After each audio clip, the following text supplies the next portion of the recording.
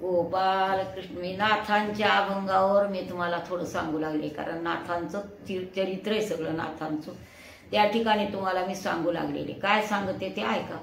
कारण कसं आहे, भक्त असणं दासांचा हा दास श्री हरी, दासांचा हा दास श्री हरी, नंदाचा नंदन घासितो नाथा घरी चंदन, घासितो नाथा घरी चंदन. कावडी मागे कावडी वाहतो लगबगे आवडी, कावडी मागे कावडी वाहतो लगबगे आवडी. प्रभूला भक्तीचे बंधन घासितो नाथा घरी चंदन.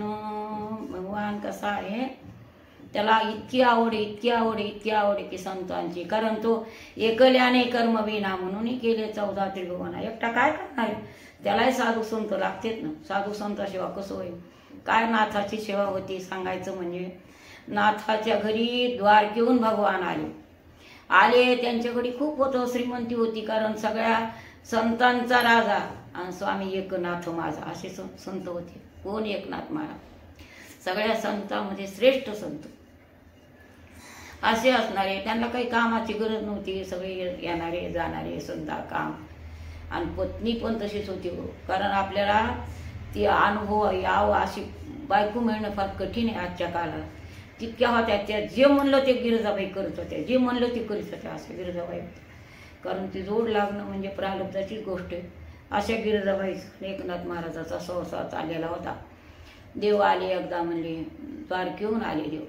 तिथे काय कारण झालं होतं तुम्हाला सांगायचं म्हणजे, राधेला मांडीवर पाहिलं होतं तेव्हा तिथं बसले. ते काहीतरी बोलले म्हणून आले असणारे. आले इकडं नाथाच्या घरी. म्हणले नाथाला म्हणले मला ठेवा कामाला, मला ठेवा कामाला.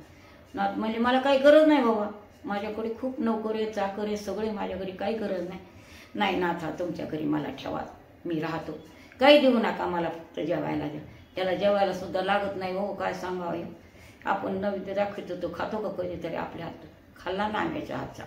नाही म्हण नका, पण आपलं सामर्थ्य नाही, आपली दृष्टी पुरत नाही, म्हणून आपल्याला येत नाही त्या ठिकाणी असे असणारे. ठेवा मला नाथ मारा, ठेवा मला नाथ मारा. ते म्हणले माझ्याकडे माणसे बाबा, मला गरज नाही. ते मला पैसा देऊ नका, आदला देऊ नका, काय करू नका, मला ठेवा. बरं म्हणले हरकत नाही. काहीतरी ठेवलं. मग नाथाची कीर्तन व्हायच्या आला, सतरंज्या टाकायच्या, मृदंग आणायचा, टाळ आणायचे, सगळं व्यवस्था करायची नाथांची. नाथाने कीर्तनाला उभा टाकायचं, यानं ध्रुपद धरायला उभा टाकायचं. थोडे दिवस नाही, 12 वर्ष. कारण तप 12 वर्षाशिवाय होतच नाही. कारण आपण रात्रीत खातो तूप आणि सकाळी भरतो आशात रूप, असं होत नाही. असं कसं होईल. कारण तपेविन दैवत दिल्याईन प्राप्त गोजेईन ही तो कोण सांगे. कारण असणारा तप केल्याशिवाय दैवत खूप प्रसन्न होत नाही. कारण एक दिवसानं होत नसतो. मग असं 12 वर्ष केले. पुन्हा 12 वर्ष झाले आणि मग म्हणले नाथाला गंध वळवून. नाथ थोडी थकले ना, मग गंध वळवून देतो म्हणले. गंध द्यायचं, धोत्र धुवायचे, याला गंगाला जाऊन धोत्र आणून सावळ्यात वाहू टाकायचे. पहिल्या होत्या काठ्या, आता हे कोणाला माहीतच कळायचं नाही, कारण माहीतच नाही ना.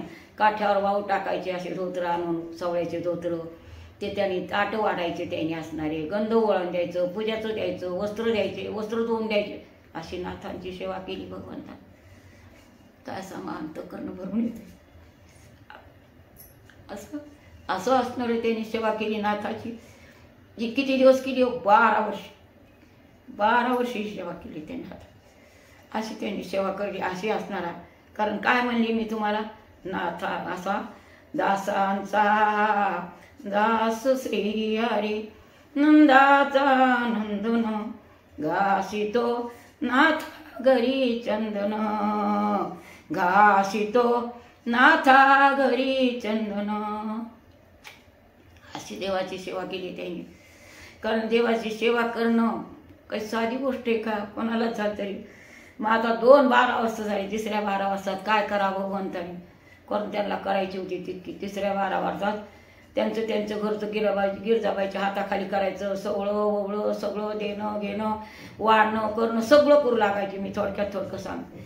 पण झाले असे 12 वर्ष झाले, 2 झाले, 3 झाले. कारण 12 वर्ष केली, 36 वर्ष झाले. आज 36 वर्ष झाल्यावर असणारा काही कारण यांचंही असणारं सरत आलं, सगळ्या गोष्टी भरत असतात.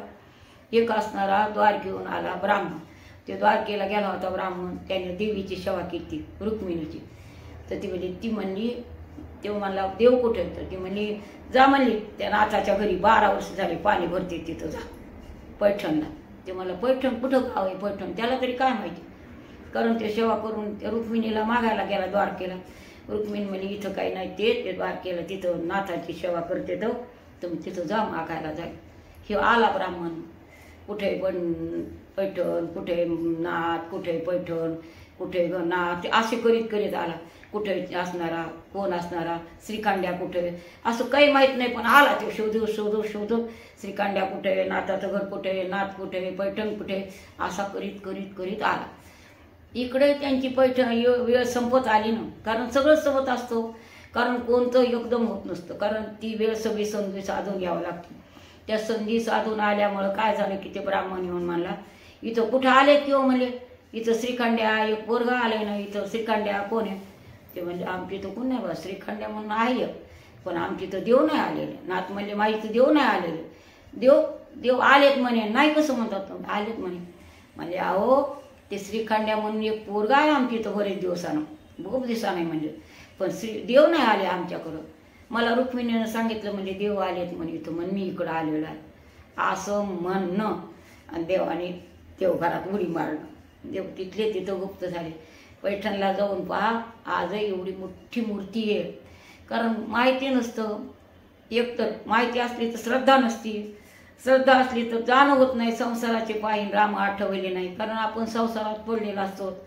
पण या पहा संसार तर करणं जरुरी आहे. तुम्हाला आम्हाला सगळ्याला करावं लागतं, त्याचे वाद नाही घालायचा. कारण वंशरक्षण करणं हे महत्त्वाचं आहे, परंतु त्यातून काहीतरी थोडा करा लाग पाठ, करा भक्तिभाव धरा बळकट, तन मन धन लावून द्या नीट, जरी करणे शेवट गोडगा. तुमचा शेवट तुम्हाला करायचा असला तर भगवंताचं चिंतन करा, नसला करायचा तर करू नका. त्यात काय कोणाचा आग्रह नसतो, आणि आग्रहाने जमतच नाही, कारण उगाच बळच जमत नसतं. कारण कोणतंही प्रेमातून याच्यात लागत असतं. आजही भगवंत नाथाघरी पाणी व्हायला येते तो, कारण असणारा बीजापासून तुकाराम बीजापासून रांजण भरत येतो, आणि तो रांजण भरत नाही. ज्या दिवशी त्यांची कावड येईल त्यापासून नाष्टेष्टीचा उत्सव होतो, नाष्टेष्टी करते. असे एवढाले भक्त आपल्या ओगामध्ये, आपल्या ह्या महाराष्ट्रामध्ये असे येऊन गेलेले आहेत आणि झालेले आहेत. कोणाला कळाले तर कोणाला अजूनही कळाले नाही. तुम्हाला सांगते मी, बऱ्याच लोकांचं ऐकते की कोणाला कळाले पण कोणाला काहीच अजून कळालं नाही. असं नाही, कारण मनुष्य देहाचे साधन आहे आणि सच्चिदानंद पदवी घेणे. मनुष्य देहाला आल्या सगळं काय ओळखा, जेवढं काही येईल ते करा, दान करा, धर्म करा, आला अतीत आभ्यातीत आपला धन्यग्रस्त आश्रमा करून घ्यावा. याच ठिकाणी पूर्ण पुंडलिका वरदे हरी विठ्ठल, श्री ज्ञानदेव तुकाराम.